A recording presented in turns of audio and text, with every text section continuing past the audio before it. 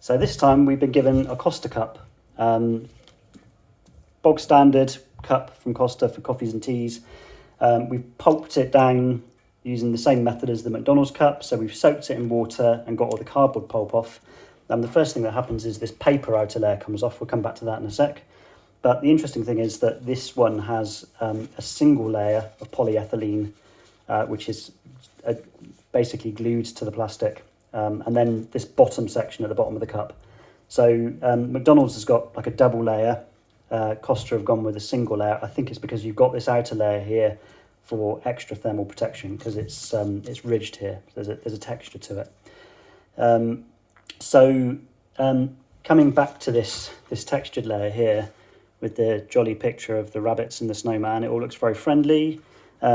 Interesting stuff down here. It says this cup is made from plant-based materials, which may be the case with the cardboard and the paper, but I don't think that that's very realistic with the polyethylene, unless they're counting the plants that lived millions of years ago that created the oil. There may be a way of making this plastic with plants. I'm not aware of it, so we will ask Costa about that manufacturing process.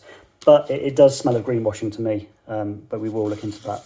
There's a label here for the Rainforest Alliance, which suggests that at least some of this cup is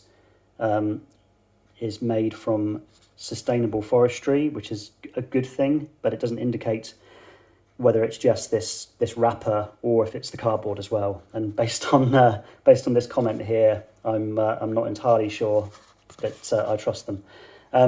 The only indication that this product has got plastic in it is this tiny little label up here, which says 81 CPAP. And to the casual observer, they just think that this is recyclable. But if you look it up, this means it's a composite material of plastic and paper. They could easily put on this label here, this contains plastic, please recycle at a specialised location, but they don't. So as a consequence, it's perfectly reasonable that someone would expect to be able to put this in their paper or cardboard recycling. We certainly have a few times if we've had a cup similar to this, but you can't. They can't recycle it. It has to go to one of these specialist places from Costa or McDonald's, I believe.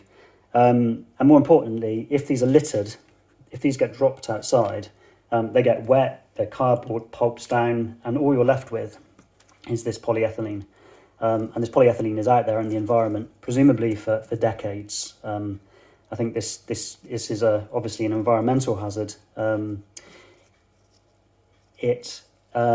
These type of cups, they estimate 500,000 of them are littered every single day, and only 1 in 400 of them actually get recycled properly as well. So this is all out in nature, it's out in our environment, it's in our seas, it's in landfill, and there's probably no need. There must be a much better way of doing this.